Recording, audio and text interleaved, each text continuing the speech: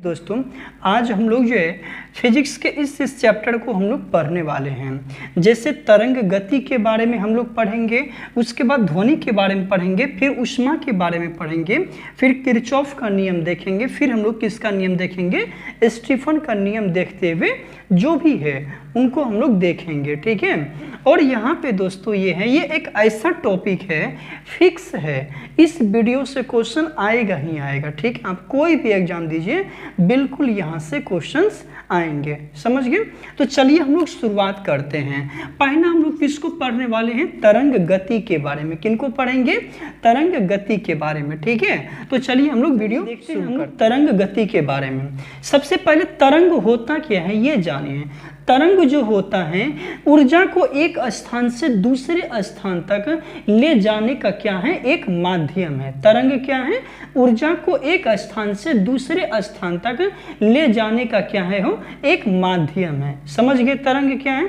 तो तरंग जो होता है ऊर्जा को एक स्थान से दूसरे स्थान तक ले जाने का क्या होगा, माध्यम होगा। ये चीज समझ गए आप। अब यहाँ पे देखिए दूसरा हम लोग तरंग जो होता है, तरंग दो प्रकार के होते हैं। तरंग कितने प्रकार के होते हैं, दो प्रकार के होते हैं। एक तो यांत्रिक तरंग होता है। कौन सा तरंग होगा, यांत्रिक तरंग। ठीक है। और एक जो होता है अयांत्रिक तरंग होता है। एक कौन सा तरंग होगा, अयांत्रिक तरंग। समझिएगा ध्यान से इसको, यहीं से क्वेश्चंस पूछा जाता है। यांत्रिक तरंग जो होता है, यांत्रिक तरंग क्या है, सबसे पहले यांत्रिक तरंग और अयांत्रिक तरंग ये दोनों है क्या। यांत्रिक तरंग जो होता है वैसा तरंग जो किसी माध्यम में गुजरता है, जो किसी माध्यम में गुजरता है। जैसे देखिए यांत्रिक तरंग माध्यम बोले तो वो ठोस भी हो सकता है, या तो वो द्रव हो सकता है, या तो वो क्या होगा, गैस होगा। यानी कि यांत्रिक तरंग जो होता है ये ठोस में या द्रव में या किस में गुजर सकता है, गैस में गुजर सकता है। समझ गए। तो यांत्रिक तरंग के लिए किसकी आवश्यकता पड़ेगी, माध्यम की। दूसरा होता है अयांत्रिक तरंग। इसके लिए जो होता है, इसके लिए कोई माध्यम की आवश्यकता नहीं होती है। ठीक है। कोई माध्यम की आवश्यकता नहीं होती है। समझ गए, नहीं होती है। हम लोग क्या देखें यहाँ पे, यांत्रिक तरंग। यांत्रिक तरंग में क्या देखें हम लोग, यांत्रिक तरंग देखें जिनके लिए, जिनके संचरण के लिए माध्यम की आवश्यकता होती है। माध्यम कितने हैं, ठोस हैं, द्रव हैं, गैस हैं। समझ गए। एक निर्वात भी होते हैं। निर्वात को हम लोग माध्यम नहीं बोलते हैं क्योंकि वहां पे कोई माध्यम अवेलेबल है ही नहीं। ठीक है। और यानी कि यांत्रिक तरंग क्या हो गया, जिनके लिए माध्यम की आवश्यकता होती है उसे यांत्रिक तरंग कहते हैं। माध्यम में क्या आएगा, ठोस आएगा, द्रव आएगा, गैस आएगा। समझ गए। उसके बाद अयांत्रिक तरंग जो होता है इसके लिए किसी भी माध्यम की आवश्यकता नहीं होती है। यह जो होता है यह निर्वात में भी संचरण करता है। संचरण समझते हैं क्या, संचरण का मतलब होता है एक स्थान से दूसरे स्थान तक जाना, संचरण करता है। समझ गए, एक स्थान से दूसरे स्थान तक संचरण करता। उम्मीद है आप यांत्रिक तरंग और अयांत्रिक तरंग के बारे में आप समझ चुके हैं। यहां से क्वेश्चन देखिए, ये नहीं, इसका डिफिनेशन नहीं पूछा जाता है, इसमें पूछेगा क्या, पहले ये देखिए। अभी यांत्रिक तरंग जो होते हैं ये भी दो प्रकार के होते हैं। यांत्रिक तरंग कितने प्रकार के हैं, दो प्रकार के। एक जो होता है, एक होता है अनुप्रस्थ तरंग। कौन सा तरंग हो, अनुप्रस्थ तरंग। दूसरा जो होता है अनुदैर्घ्य तरंग होता है। कौन सा तरंग, अनुदैर्घ्य तरंग। समझिएगा इसको ध्यान से। एक होता है अनुप्रस्थ तरंग होता है, एक कौन सा तरंग होता है, अनुदैर्घ्य तरंग होता है। समझ गए। अब यहाँ पे देखिए अनुप्रस्थ तरंग क्या है। क्या आप नदी देखें, नदी देखें, नदी में जब एक क्या होता है, एक पत्थर फेंकिएगा, ठीक है, तो उसमें क्या देखिएगा, पानी जब भी गति करता है वो ऐसे ऐसे करेगा। ठीक है, ऐसे ऐसे गति करेगा। तो करता है कि नहीं, नदी में जब पत्थर फेंकते हैं तो उसमें पानी कैसे कैसे गति करती है, ऐसे ऐसे गति करता है। यानी कि जब माध्यम के कण जो होता है, माध्यम के कण लंबवत गति करता है, यानी कि श्रृंग और गर्त ऊपर नीचे गति करता है, उसको हम लोग क्या कहते हैं, अनुप्रस्थ तरंग कहते हैं। क्या कहेंगे, अनुप्रस्थ तरंग कहते हैं। और अनुप्रस्थ तरंग जो होता है यह श्रृंग एवं गर्त के रूप में गति करता है, समझिएगा इसको, यह श्रृंग एवं गर्त के रूप में गति करता है। लेकिन अनुदैर्घ्य तरंग क्या होता है, ये पैरेलली चलेगा। ये कैसा चलता है, ये समांतर चलता है, ठीक है, ये कैसा चलेगा, समांतर। यानी कि अनुप्रस्थ तरंग की गति कैसी होती है, श्रृंग होता है और फिर गर्त होता है। श्रृंग मतलब देखिए, जब कण वेग ऊपर उठता है इसको हम लोग क्या बोलते हैं, श्रृंग, और इसको हम लोग क्या बोलते हैं, गर्त। इसको बोलते हैं श्रृंग, इसको क्या बोलते हैं, गर्त। इसको क्या बोलेंगे हम, श्रृंग बोलते हैं, और इसको क्या बोलते हैं हम लोग, गर्त बोले हैं। उम्मीद है आप समझ चुके हैं।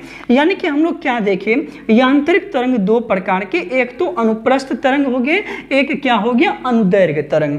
अनुप्रस्थ तरंग क्या होता है कि यह श्रृंग और गर्त के रूप में यानी कि लंबवत रूप में गमन करते हैं। दूसरा अनुदैर्घ्य तरंग जो होते हैं ये समांतर रूप से चलते हैं, माध्यम के समांतर चलते हैं, समझ गए।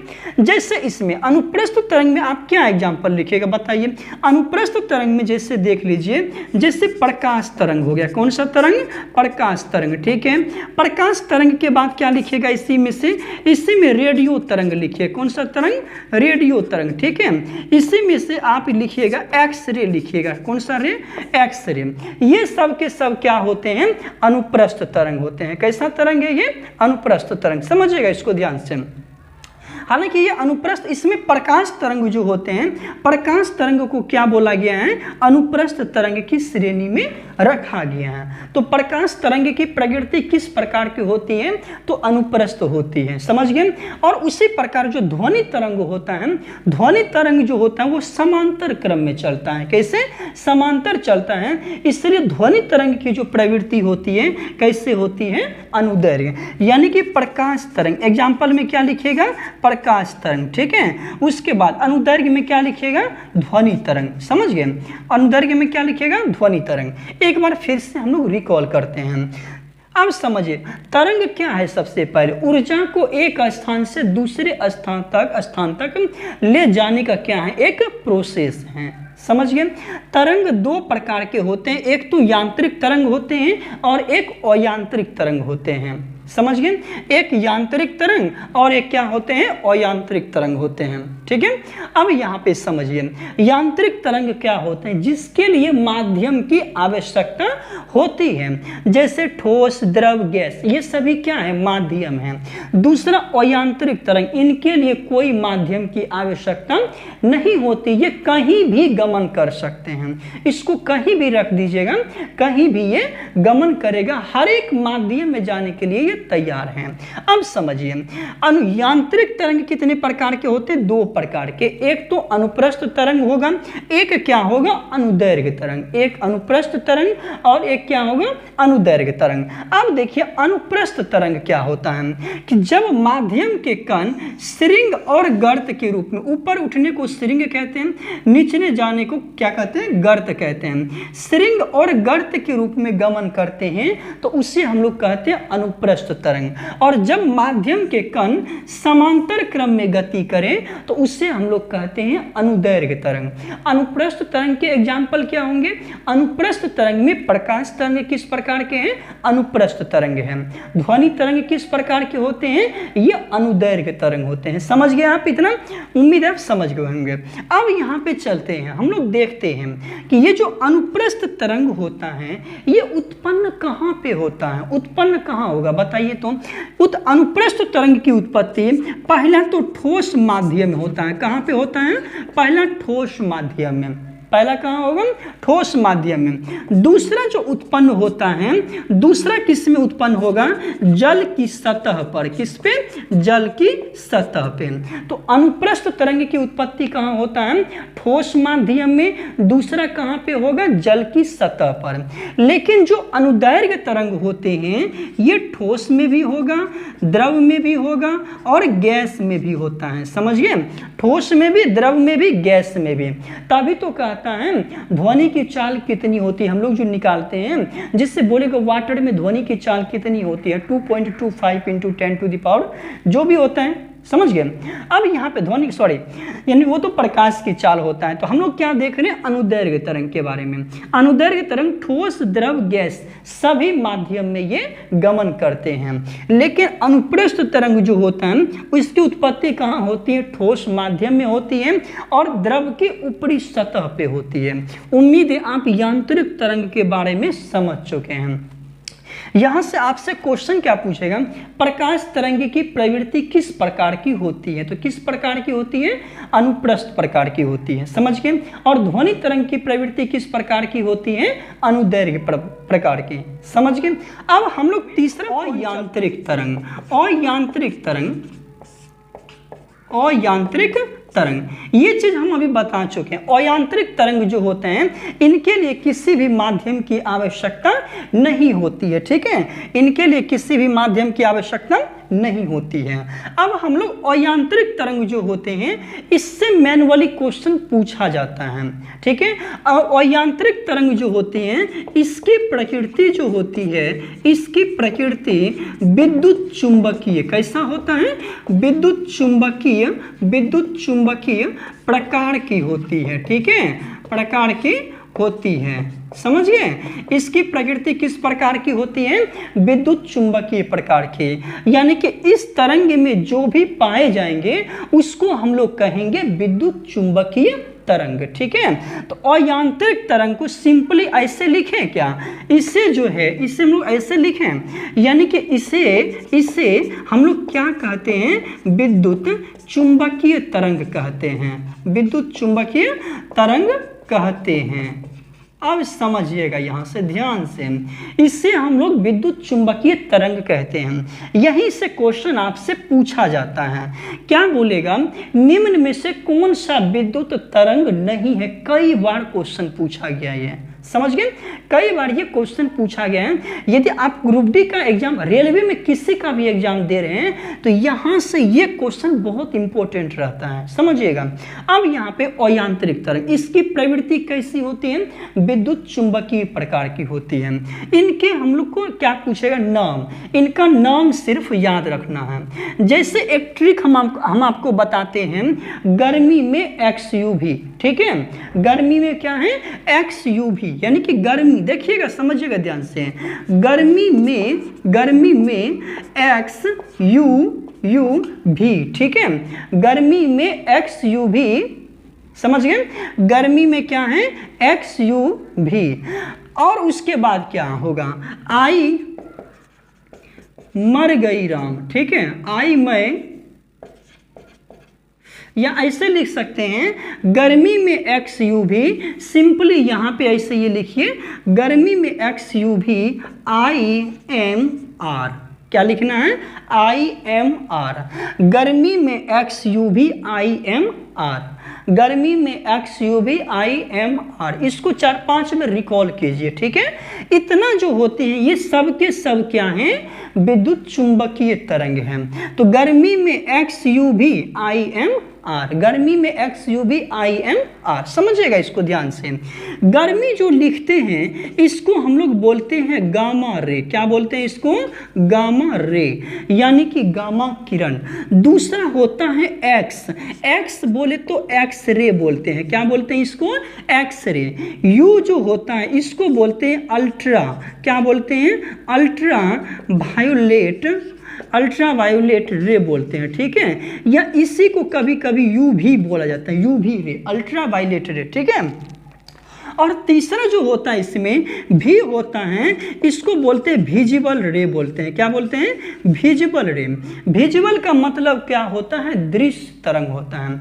विजिबल का मतलब क्या है, दृश्य तरंग। और अल्ट्रा वायलेट, इसका हिंदी भी लिख देते, गामा का तो गामा ही होता है, एक्स का तो एक्स ही होता है। अल्ट्रा वायलेट को हम लोग बोलते हैं पराबैंगनी, क्या बोलेंगे, इसको बोलते हैं पराबैंगनी।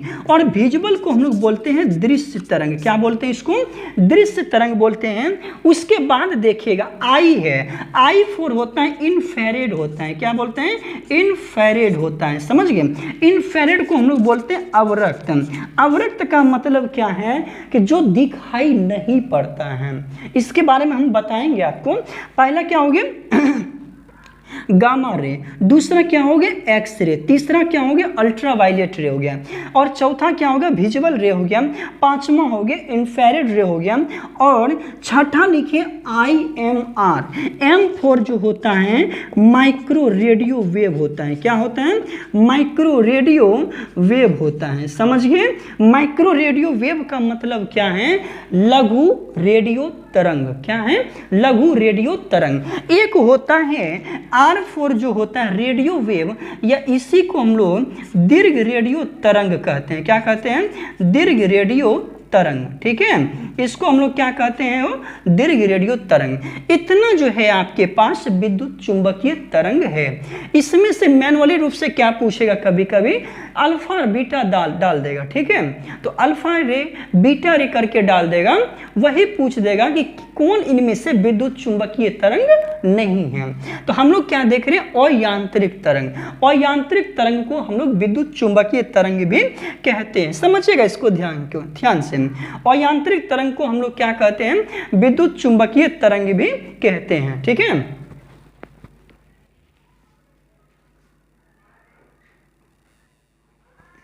चलिए हम लोग देख रहे क्या थे? अयांत्रिक तरंग के बारे में। अयांत्रिक तरंग, इससे हम लोग क्या कहते हैं? विद्युत चुंबकीय तरंग कहते हैं।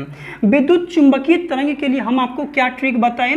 गर्मी में XUV IMR, गर्मी में XUV IMR, इसको बार बार रिपीट कीजिए तो आपको याद हो जाएगा। समझ गए? ऐसे याद आप नहीं रख पाइएगा इसको। समझ गए? तो हम लोग देखते हैं G4 क्या हो गया? गर्मी में। गर्मी का मतलब क्या है? Gamma ray. गामा रे हो गया। दूसरा होता है एक्स रे होता है। दूसरा क्या हो गया? X ray. यू से मतलब हो गया अल्ट्रावायलेट रे। क्या हो गया? अल्ट्रावायलेट रे हो गया।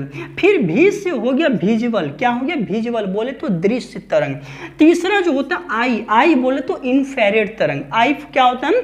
इंफ्रारेड तरंग होता है, मतलब अवरक्त तरंग। ठीक है, एम का मतलब होता है माइक्रो रेडियो वेव, इसी को सूक्ष्म तरंग भी बोला जाता है।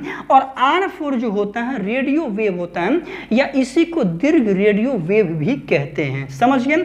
वह जहां पे हम लोग देखते हैं, जहां हम लोग ये चीज देख लेते हैं थोड़ा सा यहीं पे, जैसे देखते हैं कि गामा रे जो होता है, इसके खोज जो होता है किनके द्वारा किया गया था? बैकुरल के द्वारा किया गया। गामा रे की खोज किसने किया? बैकुरल के द्वारा किया गया। वही जो एक्सरे देखते हैं, एक्सरे की खोज किसने किया गया था? रोंटजन के द्वारा। किनके द्वारा किया गया? रोंटजन के द्वारा किया गया। तीसरे जो होता है अल्ट्रावायलेट, जिसको पराबैंगनी बोलते हैं, इसकी खोज रीटर के द्वारा, यानी कि कार्ल रीटर बोलते हैं। क्या बोलते हैं इसको? कार्ल रीटर के द्वारा। तो पराबैंगनिक किरण की खोज किसने किया? कार्ल रीटर ने किया। उसके बाद जो देखते हैं हम लोग, जो दृश्य तरंग, जो विजिबल रे होता है, इनकी खोज जो होता है किसने किया? न्यूटन साहब ने। किसने किया? न्यूटन साहब ने। न्यूटन साहब ने गुरुत्वाकर्षण का भी नियम दिया था। ग्रेविटेशनल चैप्टर हम पूरा विस्तार से बताएं, इंटर लेवल तक का हम उसमें तोड़े हुए हैं, उसको आप जरूर देखिए जाकर के। ठीक है, वीडियो लिंक में डाला हुआ है, उससे जरूर आप देखें। अब यहाँ पे हम लोग देखते हैं दृश्य तरंग, यानी कि इसी को बोलते हैं विजिबल रे। इसकी खोज किसने किया? न्यूटन साहब ने। उसके बाद देखते हैं अवरक्त किरण। अवरक्त किरण की खोज जो होता है किनके द्वारा किया गया? हर्शेल के द्वारा, विलियम हर्शेल। किसने किया था? अवरक्त किरण की खोज किसने किया? विलियम हर्शेल के द्वारा। उसके बाद जो माइक्रो रेडियो वेव होता है, माइक्रो रेडियो वेव, इनकी खोज जो होता है हेनरिक हर्टज के द्वारा। किनके द्वारा? Heinrich Hertz. किसने? हेनरिक हर्टज ने। ठीक है, और चौथा जो होता है दीर्घ रेडियो तरंग, इनकी खोज किया था मार्कोनी साहब ने। किसने किया था? मार्कोनी साहब ने। एक बार इसको रिकॉल कर लीजिए। गामा किरण की खोज किसने किया? बैकुरल ने। एक्स किरण की खोज किसने किया? रोंटजन ने। यूवी अल्ट्रावायलेट की खोज किसने किया? रीटर ने। विजुअल की खोज किसने किया? न्यूटन ने।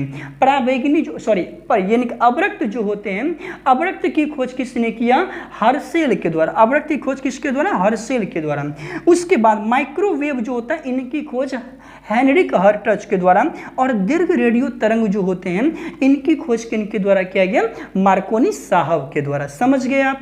उम्मीद आप समझ गए होंगे। अब यहाँ पे थोड़ा सा देखिए इसमें क्या पूछा जाता है और क्या पूछेगा आपसे, देखिएगा। कभी कभी आपको इससे तरंग दैर्घ्य पूछेगा। यानी कि देखिए, जब हम लोग ऊपर से नीचे आएंगे, ऊपर से नीचे आएंगे तो तरंग दैर्घ्य जो होता है, तरंग दैर्घ्य क्या होगा, तरंग दैर्घ्य पॉजिटिव होगा। जब ऊपर से नीचे आएंगे तरंग दैर्घ्य क्या होगा, बढ़ेगा। तरंग दैर्घ्य क्या होगा, बढ़ेगा। तो इसका मतलब है कि सबसे ज्यादा तरंग दैर्घ्य किसका होगा, बताइए तो? दीर्घ रेडियो तरंग का होगा। सबसे ज्यादा तरंग दैर्घ्य किसका होगा, दीर्घ रेडियो तरंग का। वो भी होता कितना है, दीर्घ रेडियो तरंग जो है इनके जो कोटि होती है 10⁴ याद रखिएगा। कितना याद रखना है, 10⁴ मीटर याद रखना है। वही जो बैकुरल वाला जो गामा रे है इनका जो कोटि होता है 10⁻⁻14 मीटर होता है। कितना होता है, 10⁻⁻14 मीटर होता है। तो समझिए इसको ध्यान से पहले। तो गामा, तो सबसे कम तरंग दैर्घ्य किसका, गामा का। उससे भी कम, उससे थोड़ा सा ज्यादा किसका होगा, एक्स का। उससे थोड़ा ज्यादा किसका, अल्ट्रावायलेट। उससे थोड़ा ज्यादा किसका, विजिबल। उससे थोड़ा ज्यादा इंफ्रारेड। सबसे ज्यादा किसका, दीर्घ रेडियो तरंग का होता है। समझ गए? तो यानी कि ऊपर से नीचे आने पर जो है तरंग दैर्घ्य बढ़ता है। क्या करेगा, तरंग दैर्घ्य बढ़ेगा। अब यहाँ पे देखिए, जब तरंग दैर्घ्य बढ़ेगा तो आवृत्ति क्या होगा, घटेगा कि बढ़ेगा? देखिए, तरंग दैर्घ्य जो होता है वो आवृत्ति का जस्ट अपोजिट है। ठीक है, तरंग दैर्घ्य बोलेगा यस तो आवृत्ति बोलेगा नो। यानी कि तरंग दैर्घ्य बोलेगा हम बढ़ेंगे तो आवृत्ति बोलेगा हम भी घटेंगे। समझ गए? तो यानी कि सबसे कम आवृत्ति बताइए तो किसका होगा, सबसे कम आवृत्ति होगा दीर्घ रेडियो तरंग का। किसका होगा, दीर्घ रेडियो तरंग का। और सबसे ज्यादा तरंग दैर्घ्य किसका होगा, दीर्घ रेडियो तरंग का। उसके बाद जब हम लोग नीचे से ऊपर जाएंगे, कहां जाएंगे, नीचे से ऊपर, तो आवृत्ति जो होगा, आवृत्ति का मान क्या होगा, पॉजिटिव होगा। आवृत्ति का मान क्या होगा, पॉजिटिव होगा। इस तरीके से हम लोग कह सकते हैं कि सबसे ज्यादा आवृत्ति किसका होता है, सबसे ज्यादा आवृत्ति किसका है, सबसे ज्यादा आवृत्ति होता है किसका, बताइए? सबसे ज्यादा आवृत्ति होता है गामा किरण का। किसका होता है, गामा किरण का। और सबसे कम आवृत्ति किसका होता है, दीर्घ रेडियो तरंग का। उम्मीद है आप इतना समझ गए होंगे। अब देखिए, गामा रेडियो तरंग जो होता है, देखिए जिसकी आवृत्ति जितनी ज्यादा होगी, जिसकी आवृत्ति जितनी ज्यादा होगी उसकी भेदन क्षमता, मतलब क्या होता है, भेदने की जो क्षमता होती है, यानी कि छेद करने या भेदने की जो क्षमता होगी उतना ज्यादा होगा। हम क्या बोले हैं, जिसकी आवृत्ति जितना ज्यादा उसकी भेदन क्षमता उतनी ही ज्यादा होगी। तो सबसे ज्यादा भेदन क्षमता किसका, बताइए तो? गामा किरण का। सबसे ज्यादा भेदन क्षमता किसका हो गया, गामा किरण का हो गया। और सबसे कम भेदन क्षमता किसका हो गया, दीर्घ रेडियो तरंग का। उम्मीद है आप इतना समझ गए ना। तो भेदन क्षमता जो होता है सबसे ज्यादा किसका होता है, गामा किरण का। इसका उपयोग कहां पे होता है, नाभिकीय अभिक्रिया में। कहां होता है, नाभिकीय अभिक्रिया। दूसरा, एक्सरे का हम लोग देखते हैं, जो हड्डी का एक्सरे निकालते हैं, ठीक है, वो हड्डी को आर पार नहीं कर पाता है एक्चुअली में, लेकिन मांसपेशी को जरूर वो पास कर जाता है। तो ये हड्डी को आसपास आर पार नहीं कर पाते हैं, ठीक है। यदि वो कहीं पे पार कर गया तो उसका मतलब वो समझता है कि यहाँ पे हड्डी टूटी हुई है। तो यहाँ पे देखिए, एक्सरे जो होता है इनकी भेदन क्षमता गामा से क्या होती है, कम होती है। इसका उपयोग कहाँ होता है, सेकाई करने में होता है, प्रकाश वैद्युतीय प्रभाव में होता है, और बैक्टीरिया को क्या करने में होता है, इसका उपयोग जो होता है हम लोग क्या देखते हैं, जो एक्सरे होता है इसका प्रयोग हम लोग टूटी हुई हड्डियों के जांच में करते हैं। कहाँ करते हैं, या डॉक्टरी चिकित्सा में हम लोग करते हैं। तीसरा जो हम लोग देखते हैं कौन सा होता है, अल्ट्रावायलेट होता है। अल्ट्रावायलेट जो होता है इसका प्रयोग हम लोग कहाँ करते हैं, अल्ट्रावायलेट रे का प्रयोग जो होता है प्रकाश यानी कि सेकाई करने के लिए, चूंकि इसकी जो सेकाई करने के लिए होता है। उसके बाद जो होता है बैक्टीरिया जो होता है, बैक्टीरिया को मारने में होता है। कहाँ पे होता है, बैक्टीरिया को मारने में होता है, या किसी भी चीज की सफाई करना हो, ठीक है, किसी भी चीज की सफाई करना हो तो उसमें भी किसका प्रयोग होता है, अल्ट्रावायलेट रे का प्रयोग होता है। उम्मीद है आप इतना समझ चुके हैं। फिर हम लोग देखते हैं किसका, दृश्य का प्रयोग होता है देखने के लिए। कितना, किसके लिए, देखने के लिए। इसका कभी हम लोग ऑप्टिक्स चैप्टर में प्रकाशिकी में पढ़ेंगे ना कि इसका जो रेंज होता है 3800 एंगस्ट्रोम से लेकर के कितना होता है 7800 एंगस्ट्रोम के बीच होता है, या इसी को 3900 भी एंगस्ट्रोम कहीं कहीं लिखा हुआ मिलेगा आपको।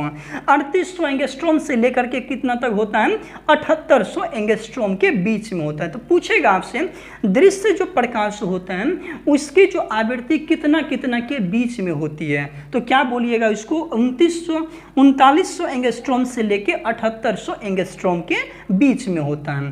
अब होता है आपके पास अवरक्त किरण। अवरक्त किरण का प्रयोग कहाँ होता है बताइए तो।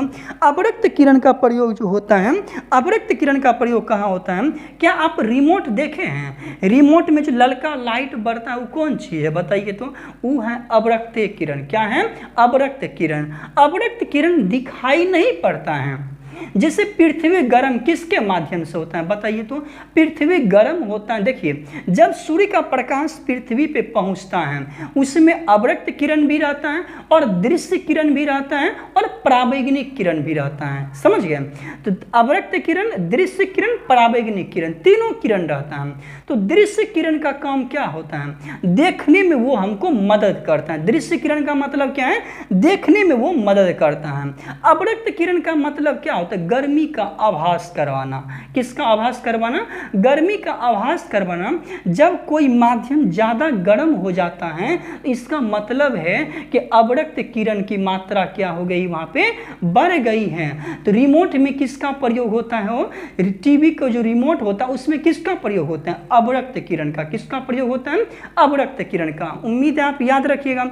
उसके बाद होता है माइक्रो रेडियो वेव या रेडियो वेव। इसका प्रयोग हम लोग कहाँ पे करते हैं?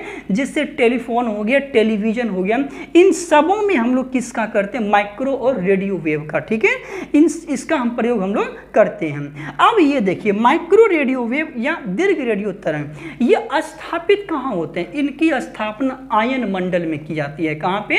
आयन मंडल में। समझ गए? तो दीर्घ रेडियो तरंग कहाँ पे होता है? उसका परावर्तन कहाँ से होता है? आयन मंडल से होता है। समझ गए आप? इस तरीके से आप क्या देखें? तरंग के बारे में देख चुके हैं। तरंग के बारे में आप क्या देखें? यांत्रिक तरंग देखें और यांत्रिक तरंग। यांत्रिक तरंग दो प्रकार के, अनुप्रस्थ तरंग और अनुदैर्घ्य तरंग। अनुप्रस्थ तरंग होता है जो किस में उत्पन्न होता है? ठोस और किस में? द्रव के ऊपरी सतह पे उत्पन्न होता है। लेकिन अनुदैर्घ्य तरंग जो होते हैं तीनों माध्यमों में उत्पन्न होता है। ध्वनि की तरंग किस प्रकार की होती है? अनुदैर्घ्य प्रकार के। प्रकाश की तरंग किस प्रकार की होती है? तो प्रकाश जो होता है यह अनुप्रस्थ प्रकार की होती है। समझ गए? उसके बाद हम लोग देख रहे थे यानी कि अयांत्रिक तरंग, जिनके लिए किसी माध्यम की आवश्यकता नहीं होती। इसी में से आपको पूछेगा निम्न में कौन विद्युत चुंबकीय तरंग नहीं है? तो इसको याद रखना, गर्मी में XUV IMR। समझ गए? गर्मी में XUV IMR, इसका हम लोग पूरा डिटेल से बता चुके हैं, इतना जरूर आप याद रखिए। समझ? सबसे अधिक भेदन क्षमता बताइए तो? भेदन क्षमता। दूसरा सबसे कम भेदन क्षमता। तीसरा सबसे अधिक आवृत्ति। सबसे कम आवृत्ति। सबसे अधिक तरंग दैर्घ्य। सबसे कम तरंग दैर्घ्य। ठीक है, हम अभी ये बता चुके हैं। बताइए तो सबसे अधिक भेदन क्षमता किसका है? गामा का है। किसका है वो? गामा रे का। उसके बाद किसका है? एक्स रे का। उसके बाद किसका है? अल्ट्रावायलेट का। उसके बाद किसका है? विजिबल का। उसके बाद किसका है? इंफ्रारेड का। उसके बाद किसका है? माइक्रो का। उसके बाद किसका है? रेडियो का। समझ चुके हैं आप? उसके बाद देखिए सबसे कम भेदन क्षमता की यदि मैं बात करूं, सबसे कम भेदन क्षमता होती है किसको? दीर्घ रेडियो तरंग का, किसको होता है, किसका होता है, दीर्घ रेडियो तरंग। तो दीर्घ रेडियो तरंग की खोज किसने की थी बताइए तो, मार्कोनी साहब ने। किसने किया था, मार्कोनी साहब ने। सबसे अधिक आवृत्ति किसका होता है, गामा रे का। उसके बाद सबसे कम आवृत्ति किसका होता है, दीर्घ रेडियो तरंग का। ठीक है, दीर्घ रेडियो तरंग, समझिएगा इसको, दीर्घ रेडियो तरंग। उसके बाद सबसे कम आवृत्ति हो गया, सबसे अधिक तरंग दैर्घ्य किसका होगा, दीर्घ रेडियो तरंग का। सबसे कम तरंग दैर्घ्य किसका होगा, गामा रे का। क्या आप इतना समझ चुके हैं, ये चीज समझ गए। अब यहाँ पे देखिए थोड़ा सा, अब चलिए हम लोग कुछ फैक्ट देख लेते हैं जो पूछे जाते हैं, जिससे आयाम के बारे में देखते हैं। ठीक है, आयाम के बारे में। आयाम क्या होता है, दोलन करने वाली वस्तु का अपने माध्य स्थिति से महत्तम विस्थापन को हम लोग क्या कहते हैं, आयाम कहते हैं। फिलहाल हम लोग देख लेते हैं, समझ गए। और आवर्तकाल क्या होता है, आवर्तकाल होता है एक चक्कर पूरा करने में जितना समय, जैसे भी देखिएगा हम ये दे बनाते हैं, ठीक है, एक सिरिंज यहाँ से बनाते हैं, ये लाइनिंग है मेरा, ठीक है, जैसे ये बनाते हैं,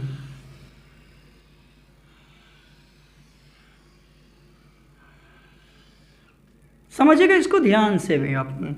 ये क्या होता है, अभी यहाँ से स्टार्टिंग किया, यहाँ से क्या किया, ये स्टार्टिंग किया स्ट्रिंग और गर्त के रूप में। हम अभी आपको बता चुके हैं, जब ऊपर उठता है तो उसको हम लोग क्या कहते हैं, स्ट्रिंग कहते हैं। उसको क्या कहते हैं हम लोग, स्ट्रिंग कहते हैं। ठीक है, उसको हम लोग क्या कहते हैं, स्ट्रिंग। ठीक है, और उसके बाद जब नीचे जाता है तो उसको हम लोग कहते हैं गर्त।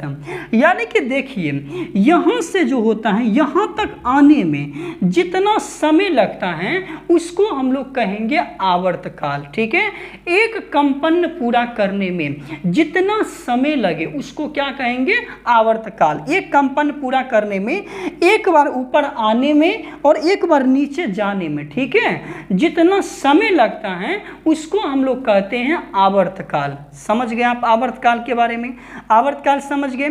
आवर्तकाल को हम लोग सबसे पहले इंडिकेट करेंगे टाइम इंटरवल को टी से। ठीक है, एक आवर्तकाल हम लोग पढ़े थे कहाँ पे, पेंडुलम वाले में हम लोग पढ़े थे, किसमें, झूले की जो गति होती है उसमें हम लोग पढ़े थे आवृत्ति गति के बारे में। अब यहाँ पे देखते हैं, एक आयाम क्या होता है, जब ये कण यहाँ से चला और यहाँ तक आया तो यहाँ से यहाँ तक का जो डिस्टेंस हुआ, यहाँ से यहाँ तक का जो डिस्टेंस हुआ, इसको हम लोग क्या कहते हैं, इसी को हम लोग अल्फा, अल्फा बोले तो क्या कहेंगे, इसको आयाम कहेंगे। क्या कहते हैं इसको, आयाम। समझ गए, नीचे यहाँ से यहाँ तक को हम लोग क्या कहते हैं, अल्फा कहते हैं, यानी कि आयाम कहते हैं। यानी कि आयाम को हम लोग इंडिकेट करते हैं अल्फा से। किससे इंडिकेट करते हैं, अल्फा से। आयाम को किससे इंडिकेट करेंगे, अल्फा से। आयाम समझ गए, यानी कि दोलन करने वाली वस्तु का माध्य स्थिति से महत्तम विस्थापन को हम लोग क्या कहते हैं, आयाम। यानी कि एक दोलन पूरा करने में जितना समय लगता है उससे आवर्तकाल कहते हैं। समझ गए।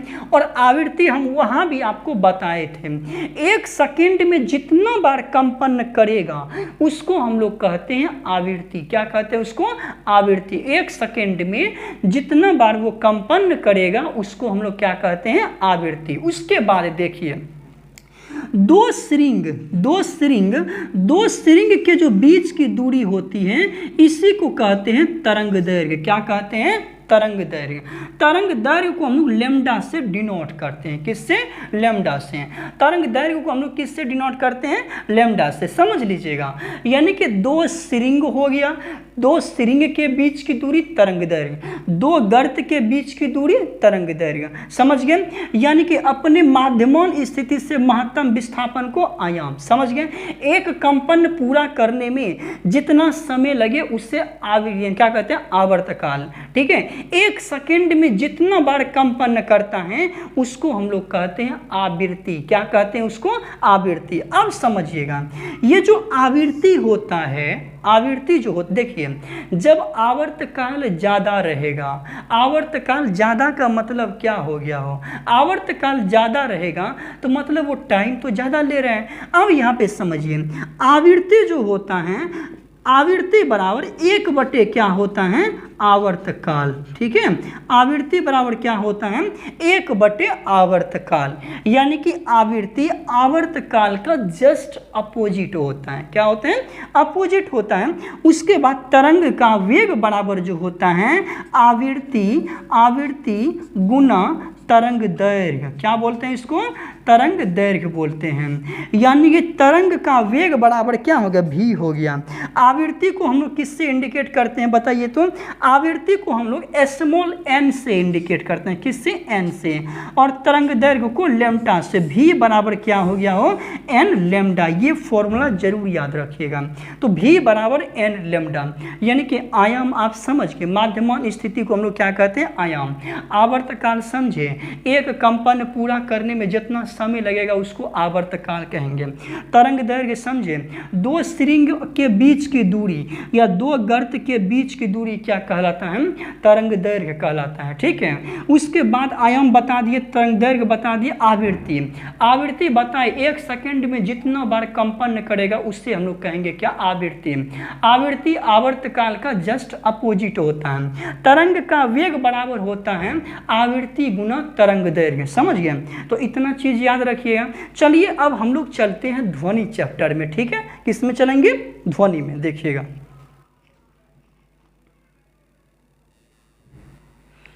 चलिए अब हम लोग देखते हैं ध्वनि तरंग के बारे में। ध्वनि तरंग में जो है हम लोग इससे पहले बता चुके, ध्वनि तरंग की प्रवृत्ति कैसी होती है, अनुदैर्घ्य प्रकार की। ठीक है, कैसी होती है, अनुदैर्घ्य।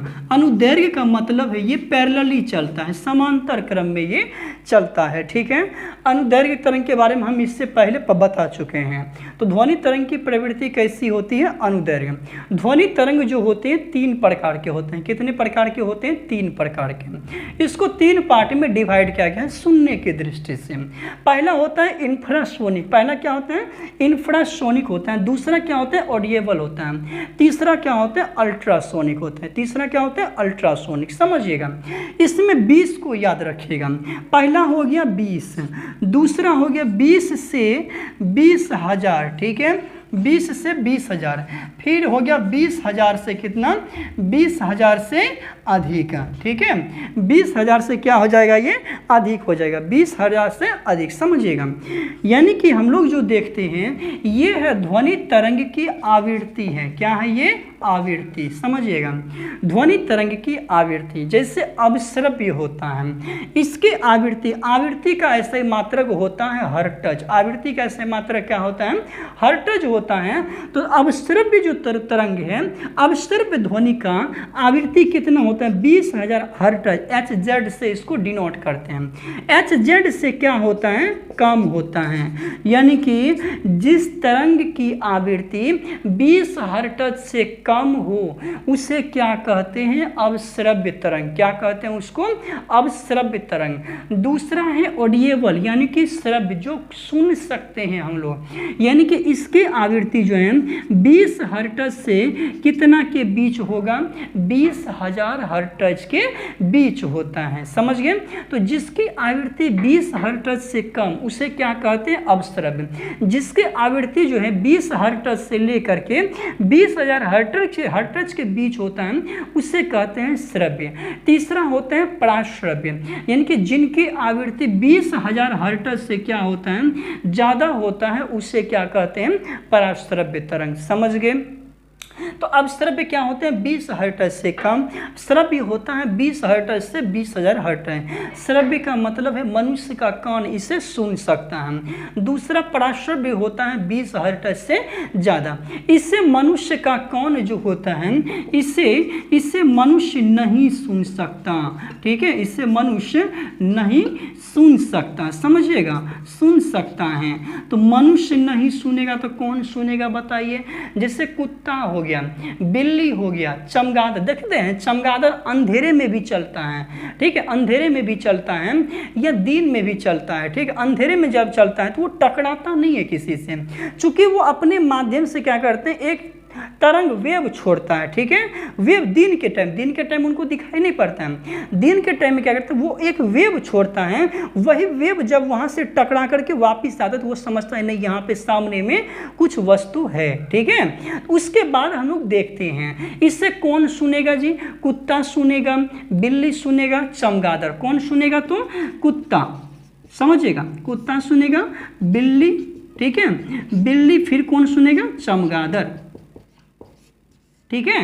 अब यहां से देखिएगा इसका कभी कभी उपयोग पूछ देता है, ठीक है, इसका कभी कभी उपयोग पूछ देता है। जैसे अभी हाई कोर्ट का भी एग्जाम हुआ था, सिविल कोर्ट का एग्जाम हुआ है, उसमें यहीं से पराश्रव्य तरंग से ही उठ करके क्वेश्चन आया था, ठीक है। और एक बार बीपीएससी में भी यहीं से क्वेश्चन उठ करके आया था। तो हम लोग देख लेते हैं क्या यहां से पूछता है। तो पराश्रव्य तरंग के किसका उपयोग पूछ रहे हैं, पराश्रव्य तरंग के उपयोग, समझिएगा। इसका उपयोग कहाँ होता है, संकेत भेजने में। कहाँ होगा, संकेत भेजने में, ठीक है।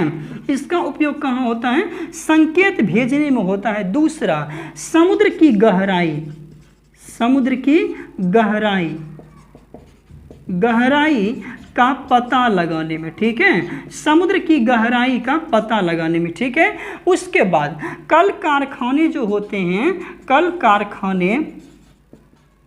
कारखाने की चिमनियाँ जो होते हैं, चिमनियों को साफ करने में, ठीक है, चिमनियों को साफ करने में, ठीक है, साफ करने में होता है। उसके बाद जो होता है दूध के जो अंदर होता है हानिकारक जो बैक्टीरिया होता है उसको मारने के लिए भी किसका प्रयोग होता है, पराश्रव्य तरंग का, ठीक है। उसके बाद गठिया रोग के इलाज में भी किसका प्रयोग होता है, पराश्रव्य तरंग का। तो पराश्रव्य तरंग के उपयोग कितना हम लोग बताएं, पराश्रव्य तरंग का उपयोग जो है पहला बताए आपको संकेत भेजे, लिख लीजिए इसको। पहला कहाँ होता है, संकेत भेजने में। दूसरा कहाँ होता है, समुद्र की गहराई का पता लगाने में। किसका पता लगाने में, समुद्र की गहराई का पता लगाने में। सोनार का भी, सोनार में इसी का प्रयोग होता है, ठीक है। तो पहला किसमें, संकेत भेजने में। दूसरा समुद्र की गहराई का पता लगाने में। तीसरा होता है जो कल कारखाना होता है ना, उसमें जो चिमनी बनाया जाता है उसको सफाई करने के लिए, ठीक है। चौथा होता है जो दूध में हानिकारक जीवाणु होते हैं उसको मारने के लिए होता है। तो दूध में हानिकारक जीवाणु को मारने के लिए किसका प्रयोग होता है, इसी का प्रयोग होता है। और चौथा होता है, पांचवा जो होता है इसका प्रयोग गठिया रोग के इलाज में। कहाँ होगा, गठिया रोग के इलाज में। और जो छठा जो पॉइंट बता रहे, यही क्वेश्चन पूछा गया था, मस्तिष्क के जो ट्यूमर होते हैं जिसको ब्रेन ट्यूमर कहते हैं उसके इलाज में किसका प्रयोग होता है, पराश्रव्य तरंग का, समझ गए। तो मस्तिष्क के जो ट्यूमर होते हैं उसके इलाज में किसका प्रयोग होता है, इसी का प्रयोग होता है, समझ गए, इसी का प्रयोग होता है। तो इस तरीके से आप अब श्रव्य देख लिए, श्रव्य के बारे में देखें, पराश्रव्य के बारे में देखें। अब श्रव्य क्या होता है, 20 हर्ट्ज से कम। श्रव्य होता है 20 से 20,000 हर्ट्ज के बीच, और पराश्रव्य होता है 20,000 हर्ट्ज से ज़्यादा होता है। तो पराश्रव्य तरंग का प्रयोग संकेत भेजने में, ठीक है। दूसरा प्रयोग समुद्र की गहराई का पता लगाने में। तीसरा कल कारखाने को सफाई करने में। चौथा दूध के हानिकारक जीवाणु को मारने में। पांचवा कहाँ पे होता है, पांचवा का प्रयोग होता है कहाँ, गठिया रोग के इलाज में। छठा का प्रयोग होता है मस्तिष्क के ट्यूमर के इलाज में। इस तरीके से आप इसको याद जरूर रखिए, ठीक है। तो हम लोग चलते हैं अगले पॉइंट की तरफ, ठीक है।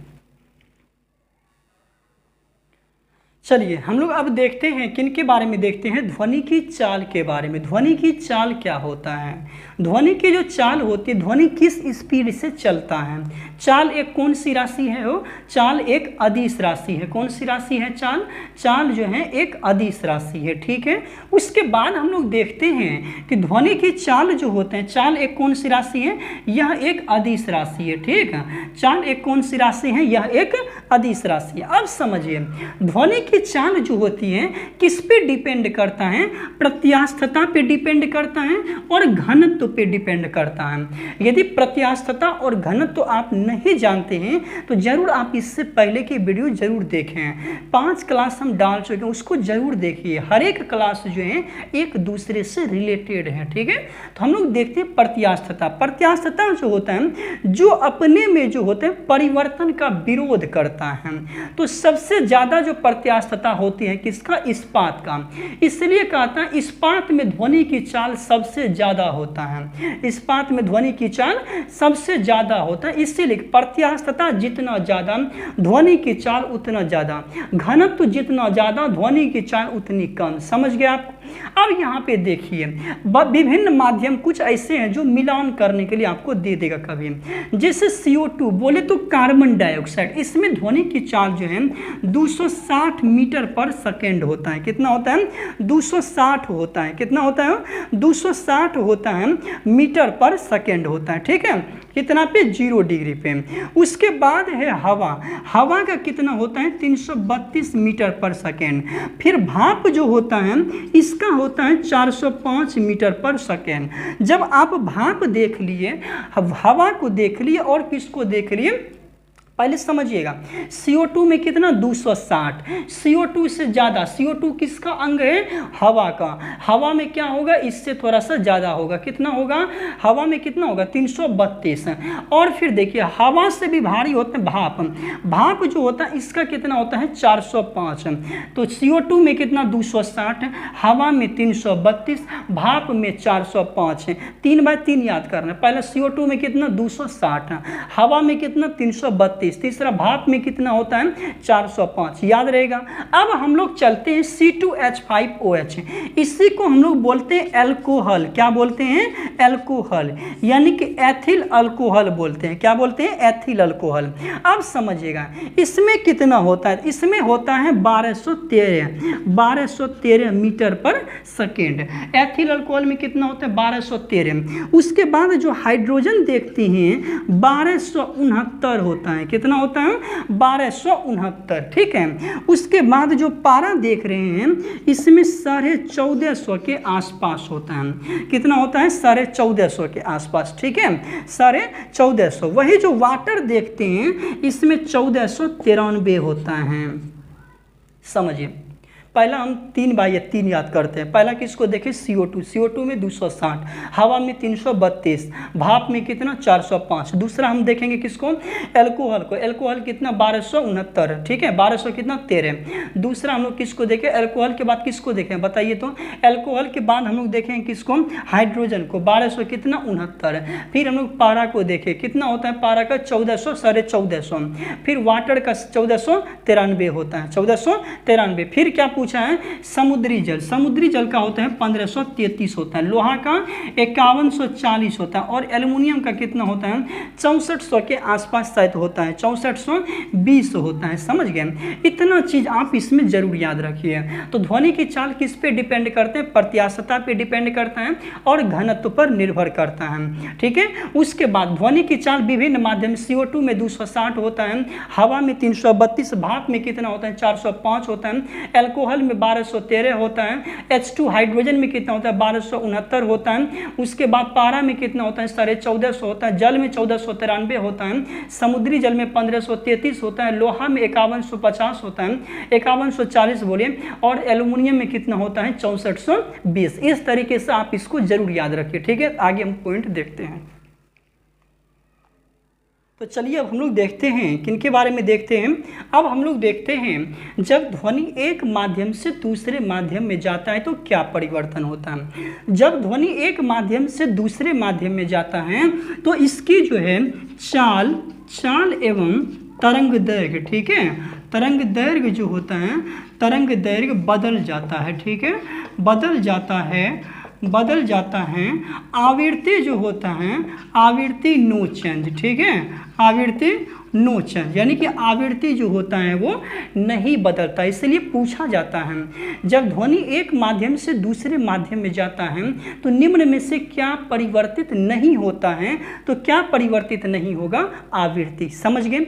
उसके बाद हम लिखे ध्वनि की चाल पे प्रभाव। ध्वनि की चाल पे दाब का क्या प्रभाव पड़ता है, तो दोस्तों ध्वनि की चाल पे दाब का जो होता है, ध्वनि की चाल पे दाब का क्या प्रभाव पड़ता है बताइए। तो ध्वनि की चाल पे दाब का जो होता है कोई प्रभाव नहीं पड़ता है, ठीक है। ध्वनि की चाल पे दाब का जो होता है नो चेंज होता है, यानी कि कोई इफेक्ट, नो इफेक्ट, ठीक है, नो इफेक्ट, यानी कि ध्वनि की दाब चाल पे दाब का कोई प्रभाव नहीं पड़ता है। दूसरा हम लिखें ताप, यानी कि ताप बढ़ाने पर, समझिएगा, बढ़ाने पर ध्वनि की चाल बढ़ता है, ध्वनि की चाल क्या होगा, बढ़ता है, और घटाने पर क्या होगा, घटाने पर घटता है, ठीक है, घटाने पर क्या होता है, घटता है। इसलिए कहता है यदि 1 डिग्री सेल्सियस टेम्परेचर बढ़ा दिया जाए तो ध्वनि की चाल 0.61 मीटर जो होता है बढ़ जाता है। कितना बढ़ता है, 0.61 मीटर बढ़ जाता है। उसके बाद आर्द्रता, आर्द्रता बढ़ाने पर, समझिएगा, आर्द्रता बढ़ाने पर ध्वनि की चाल बढ़ता है, ध्वनि की चाल बढ़ता है, ठीक है, ध्वनि की चाल बढ़ता है, ठीक है। उसके बाद जो है घटाने पर क्या होगा, घटाने पर घटता है, ठीक है, घटाने पर घटता। इस तरीके से दाब क्या होता है, दाब का कोई प्रभाव नहीं है। ताप का मतलब ताप बढ़ाने पर ध्वनि की चाल बढ़ता है, घटाने पर घटता है। तीसरा आर्द्रता बढ़ाने पर ध्वनि की चाल बढ़ता है और घटाने पर क्या होता है, घटता है। अब हम लोग देखते हैं तीव्रता के बारे में, ध्वनि के कुछ गुण होते हैं उनके बारे में हम लोग देख लेते हैं, ठीक है। चलिए अब हम लोग देखते हैं तीव्रता के बारे में, ठीक है। तीव्रता क्या होता है कि तीव्रता जो होता है इसके कारण ध्वनि क्या होते हैं, मोटी या पतली सुनाई पड़ती है। कैसे सुनाई पड़ते हैं, सॉरी, ध्वनि तीव्रता के कारण ध्वनि जो होता है या तो ज़्यादा सुनाई पड़ेगा या तो कम सुनाई पड़ेगा, या तो ज़्यादा। देखते हैं ना कभी जब ट्रैक्टर ध्वनि सामने में बजा दिया जाए तो ध्वनि की आवाज़ ज़्यादा लगती है, वही साउंड के पीछे आप खड़ा होइए तो ध्वनि की आवाज़ कम हो जाती है, ठीक है। जिसके कारण ध्वनि जो होता है या तो धीमी सुनाई पड़ेगा या तो तेज सुनाई पड़ेगा, उसी को हम लोग क्या कहेंगे, तीव्रता कहते हैं। यहाँ पे याद रखना है तीव्रता यह जो होता है यह आयाम पे निर्भर करता है, किस पर, आयाम पर निर्भर करता है, ठीक है, आयाम पर निर्भर करता है। तो तीव्रता किस पर निर्भर करता है, आयाम पर, ठीक है, तीव्रता किस पर निर्भर करता है, आयाम पर। उसके बाद हम लोग देखते हैं तारत्व। तारत्व का मतलब होता है जैसे ध्वनि जिसके कारण या तो ध्वनि पतला होगा या तो मोटा होगा, ठीक है, या तो पतला या तो क्या होगा, मोटा होगा। जैसे मच्छर का आवाज़ देखे हैं, मच्छर का आवाज़ कितना पतला होता है, देखे हैं कि नहीं। वही शेर की दहाड़ देख लीजिए कितना मोटा होता है। तो मतलब ये है कि जिसका तारत्व जितना ज़्यादा होगा ना उसकी ध्वनि उतनी पतली होगी, समझ रहे हैं। तो मच्छर की तुलना में, सॉरी, शेर की तुलना में मच्छर के जो होते हैं ध्वनि जो होती है उसका तारत्व क्या होता है, ज़्यादा होता है, समझ गए। तो तारत्व जो होता है इसके कारण ध्वनि जो होता है या तो पतली सुनाई पड़ेगा या तो मोटी सुनाई पड़ेगा, समझ गए। और तारत्व यह जो होता है यह आवृत्ति पर निर्भर करता है, किस पर, आवृत्ति पर निर्भर करता है, ठीक है। ये किस पर निर्भर करता है, आवृत्ति पर। यानी कि तारत्व जो है ये डायरेक्टली होता है आवृत्ति, समझ गए। उसके बाद तीव्रता जो है, तीव्रता डायरेक्टली प्रोपोर्शनल होता है किसका, आयाम का, समझ गए आप। तो हम लोग यही देख रहे थे तारत्व जो होता है इसके कारण ध्वनि या तो पतला हो सुनाई पड़ेगा या तो मोटा। जैसे लड़का का जो आवाज़ होता है वो मोटा सुनाई पड़ता है, क्यों, उसका तारत्व कम है, समझ गए। लड़की का आवाज़ पतला सुनाई पड़ता है क्योंकि उसका तारत्व क्या है, ज़्यादा है। उसके बाद होता है गुणता। गुणता क्या होता है कि जिसके कारण ध्वनि में हम लोग अंतर स्पष्ट कर पाते हैं, जिसके कारण ध्वनि में हम लोग अंतर स्पष्ट कर पाते हैं उसी को हम लोग क्या कहते हैं, गुणता। ध्वनि में अंतर करना ही क्या कहलाता है, गुणता कहलाता है। ध्वनि में अंतर करना क्या कहलाता है, गुणता, समझ गए। और गुणता जो होता है यह जो है गुणता यह अधिस्वर पे डिपेंड करता है। ये याद रखिएगा, ये किस पर निर्भर करता है? अधिस्वर पर निर्भर करता है, निर्भर करता है, समझ गए? तो गुणता किस पर डिपेंड करता है? अधिस्वर पे डिपेंड करता है। यानी कि ओवरटोन्स जो होते हैं, जैसे देखिए कोई गाना जब बजाइए, ठीक है, गाना जब बजाते हैं तो उसमें कई सारे साउंड आते हैं, ठीक है, कोई यानी कि हारमोनियम बज रहा है, कोई ढोलक बज रहा है, तो बहुत सारे साउंड होते हैं उसमें से। तो उसी में विभेद किसके कारण हम लोग करेंगे? गुणता के कारण, समझ गए? गुणता डिपेंड किस पे करता है? अधिस्वर पे। तीव्रता किस पे डिपेंड करता है? आयाम पे। तारत्व किस पे डिपेंड करते हैं? आवृत्ति पे। उम्मीद है आप समझ गए होंगे। अब यहाँ पे एक चीज जो है तीव्रता से रिलेटेड देख लीजिए, जो वर्ल्ड बैंक जो होते हैं, वर्ल्ड जो होते हैं, WHO वर्ल्ड हेल्थ ऑर्गेनाइजेशन जो होते हैं, वर्ल्ड हेल्थ ऑर्गेनाइजेशन के द्वारा ध्वनि की कुछ सीमा निर्धारित की गई थी, ठीक है, जिनके अनुसार बोला गया जो 45 डेसिबल होता है। डेसिबल क्या है? ध्वनि की तीव्रता का मात्रक। ध्वनि की तीव्रता का मात्रक क्या होता है? डेसिबल। या तो एक बेल भी मात्रक होता है, तो बेल भी ध्वनि की तीव्रता का ही, आप नोट करते चलिए, ध्वनि की तीव्रता का मात्रक बेल भी होता है। बेल के 10 में भाग को डेसीबेल कहते हैं, यानी कि डेसिबल कहते हैं, ठीक है, डेसिबल कहते हैं। तो यानी कि देखिए WHO के द्वारा बताया गया जो 45 डेसिबल की ध्वनि होता है वो कान के लिए लाभदायक है। समझिए कितना ध्वनि कान के लिए लाभदायक होता है? 45।